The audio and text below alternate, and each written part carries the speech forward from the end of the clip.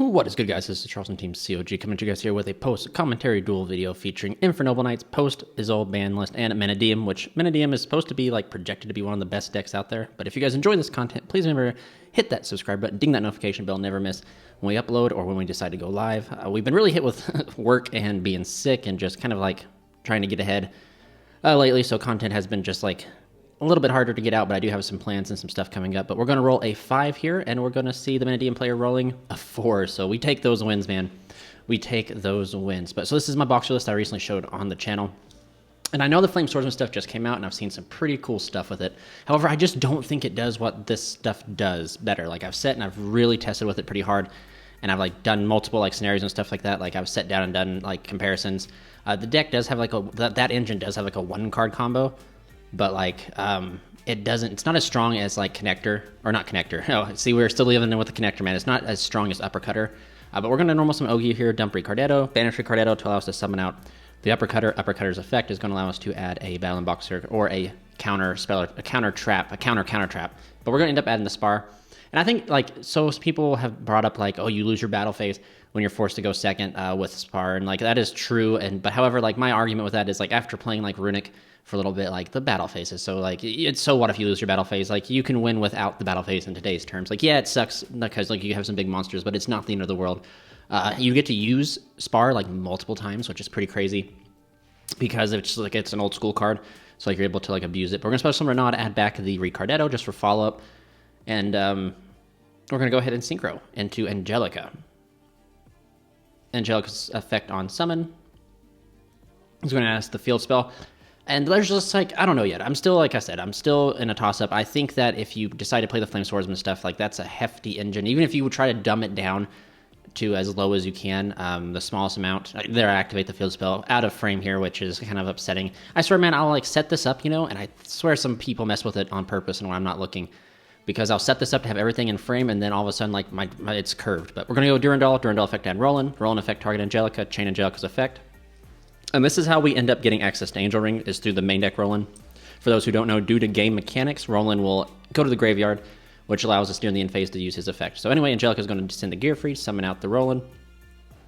And we're still, we still have, free bodies, right? This hand, I don't know. I think I was telling him, I was trying to play a little bit more on the dangerous side here, not respecting hand traps and anything like that, just to kind of see what different lines of stuff could do. So this is truly a testing match to its core, especially opening Ogier.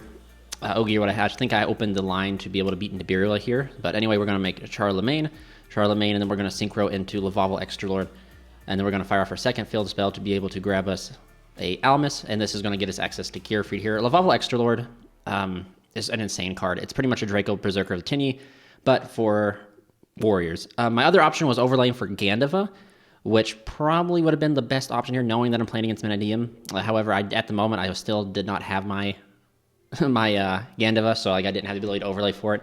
But regardless, we still get to a disruption nonetheless. And then in phase, main deck Roland's effect is going to activate, grabbing us the Angel Ring, and then Charles' effect is going to activate in the end phase, letting us equip from hand or graveyard an equip spell, and equipping from the deck. So right here, we have a total of 3, 4, 5, 6 forms of disruptions, which is pretty crazy still, considering that most people believe this deck is, dead.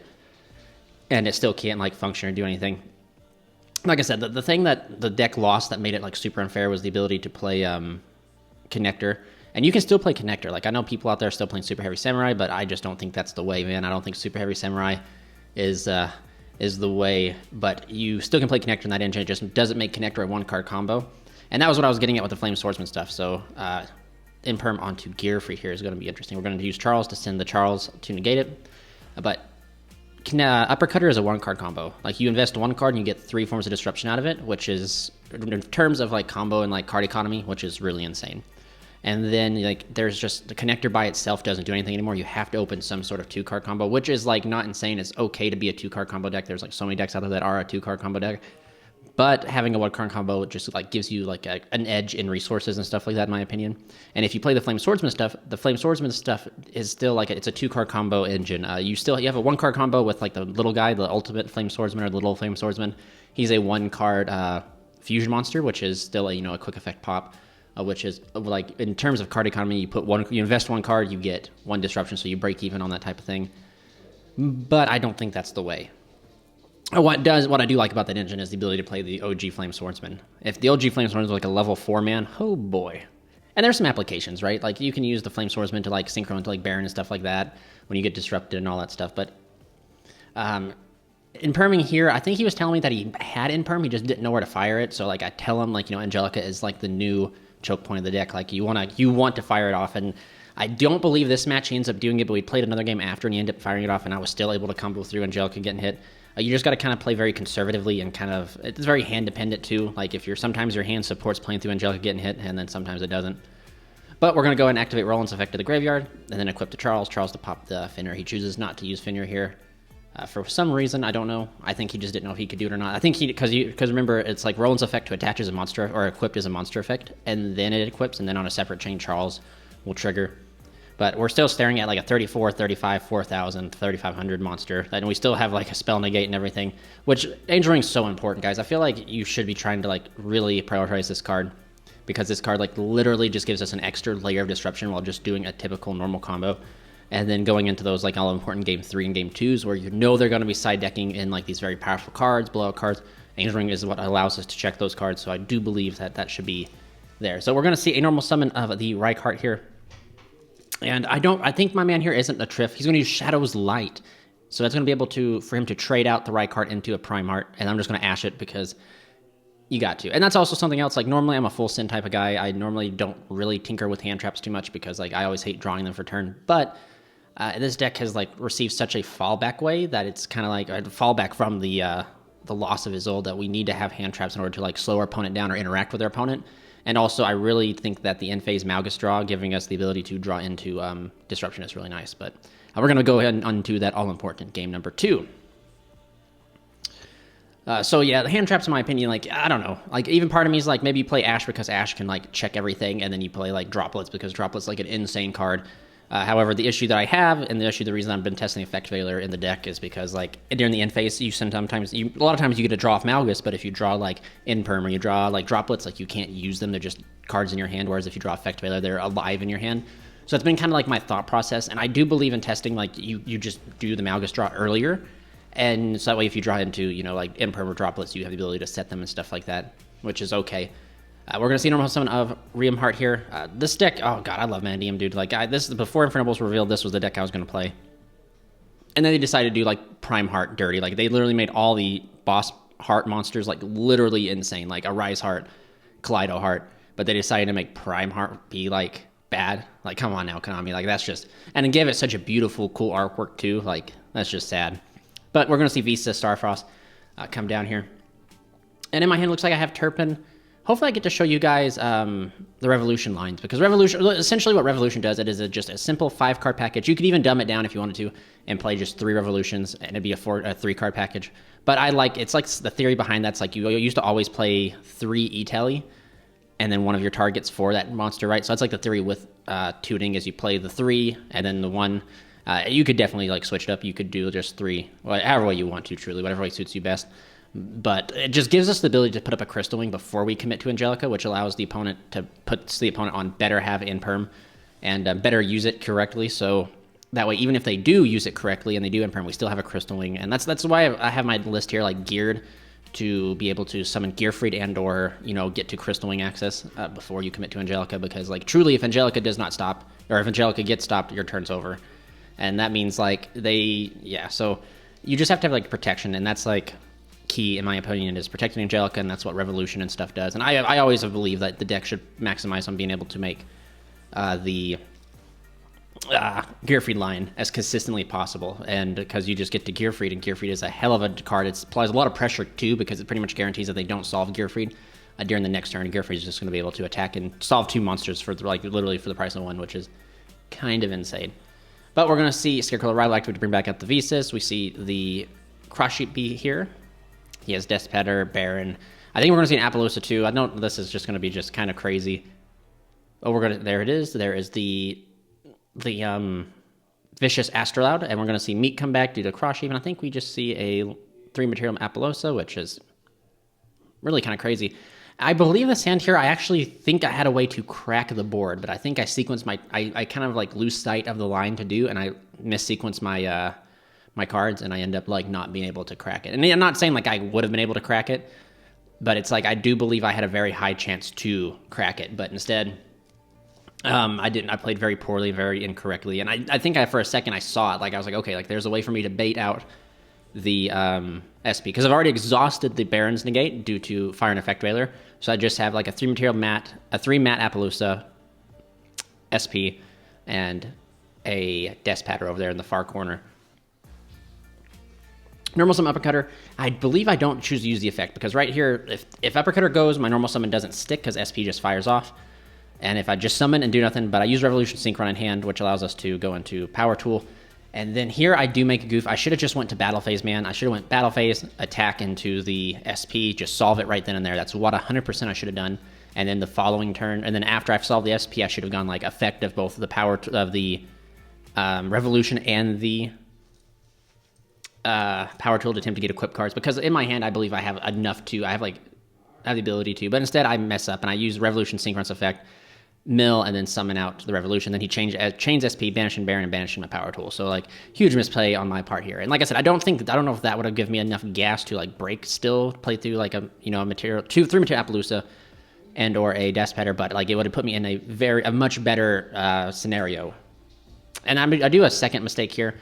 I go ahead and activate, pay 12, and I grab the Durandal, and I attach Durandal, and right here I use Durandal, and I should have waited. I should have like actually summoned the Turpin from my hand, and I paused there for a quick second because I catch myself. I was like, darn it, man.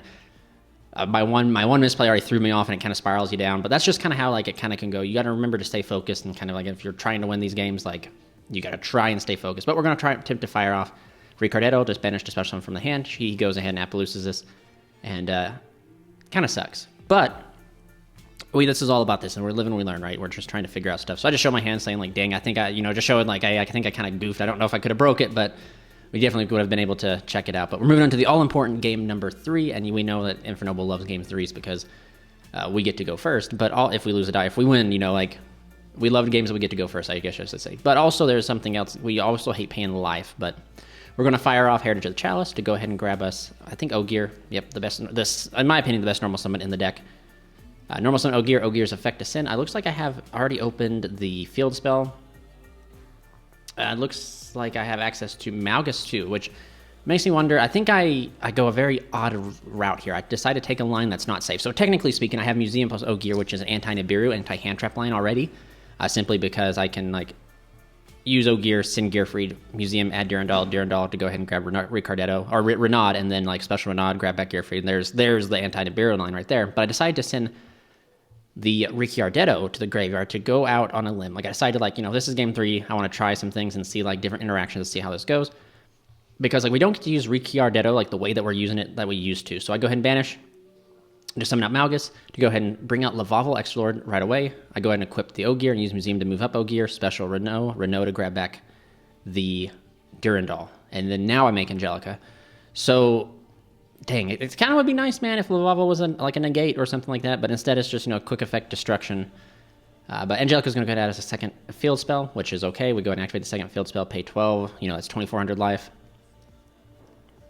But Ricardetto, we don't get to use it the same way that we used to, in the sense that we are normal summoning or being able to special summon it to Reborn from the graveyard. In fact, I found myself more times using its effect to banish itself to special summon from the hand, and that has just come up more, in my opinion. And you can play like the Wanted stuff, and the Wanted lets you like get access to Ricardetto easily. But like in my opinion, if you're gonna play the Wanted stuff, you need to be maximizing on your level 4 Fire Warriors, because like otherwise what is like the Sinfoil stuff gets you? It gets you Ricardetto, and sometimes it gets you a Renaud, but like Renaud's not a tuner, so like it just doesn't have like the applications that I believe like it used to have, where it was just a free extension.